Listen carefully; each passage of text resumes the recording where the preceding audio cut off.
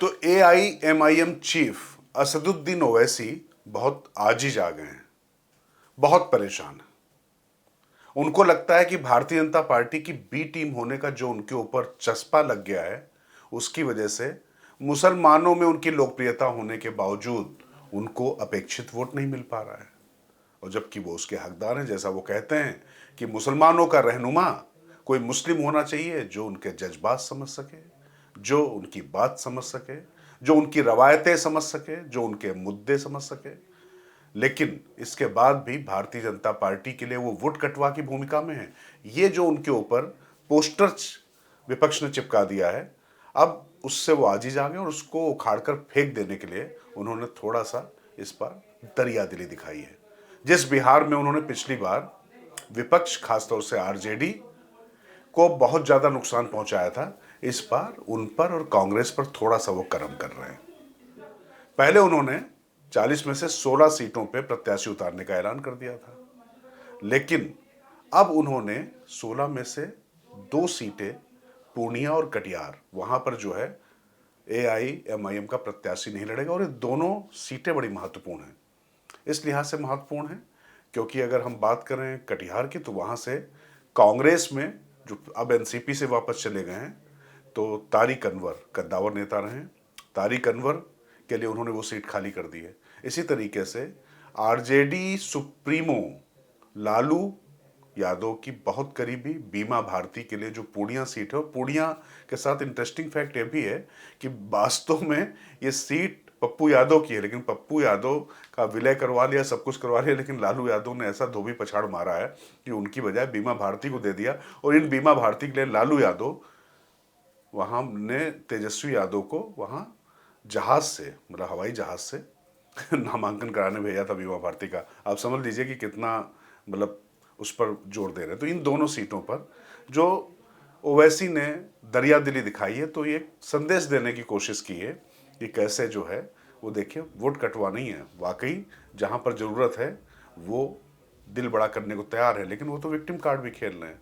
वो कह रहे हैं कि भाई हम तो इंडिया गठबंधन में शामिल होने के लिए पूरी तरीके से तत्पर थे, लेकिन उसके बावजूद हमको लिया नहीं। फिर भी इतनी दरियादिली उन्होंने दिखा दी है। लेकिन किशनगंज सीट जो है, जो सबसे ज़्यादा मुस्लिम बहुल सीट है, वहाँ से जो उनके अख्तरुल इमान जो बिहार के प्रदेश अध्यक्ष हैं, वो चुनाव लड़ने जा रहे हैं। और उनका चुनाव लड़ना वहाँ से दिलचस्प और एक तरीके से कहा जाए कि अगर जायज भी है, जिस तरीके का प्रदर्शन पिछले चुनाव में था, वो 65,000 वोटों से हारे थे वहाँ से। तो दूसरे नंबर पे भी रहे थे कांग्रेस के प्रत्याशी जावेद खान से।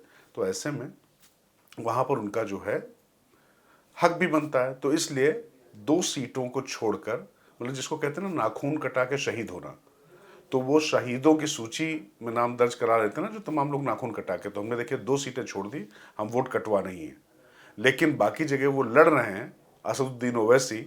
और वैसे मैं आपको बता दूं, ओवैसी सिर्फ बिहार का ही जेस्चर नहीं है। अगर आप देखेंगे तो राष्ट्रीय स्तर पर, खासतौर से तेलंगाना, हैदराबाद जहां से वो आते हैं, वहां पर भी कांग्रेस के साथ उनकी तमाम गलबहियां चल रही हैं।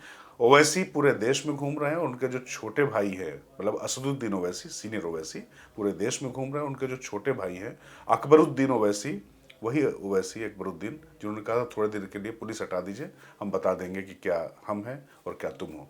ज़्यादा उसमें मैं नहीं जाना चाहता, लेकिन वो अकबरुद्दीन ओवैसी इस समय जो है कांग्रेस के साथ कोशिश कर रहे हैं कि तेलंगाना में कुछ बात बन जाए। तो मतलब राष्ट्रीय स्तर पर एक बात ओवैसी को भी समझ में आ चुकी है कि विपक्ष अगर जोर शोर से कहता रहा और स्थापित करता रहा कि ओवैसी से वोट कटवा है, तो फिर बात बनेगी नहीं। इसीलिए इस थोड़ा सा उन्होंने अपनी रणनीति में बदलाव किया है। और वैसे भी अगर आप देखें तो जब वो गए, जब मुख्तार अंसारी माफिया डॉन की जैसे मौत हुई हृदयाघात के कारण, जिस पर आरोप लग रहा कि जहर देकर मारा गया, तो जब वहां पर घर पर गए तो सपा से टिकट पाए हुए अफजार अंसारी वो नहीं मिले, उमर अंसारी उनके बेटे ही मिले उनसे, और उनसे दूरी ही बना के रखी। तो कुल मिला के जहां पर भी मुस्लिमों के वोट का मामला होता है, तो तमाम पार्टियां उनको दूर ही कर देती हैं।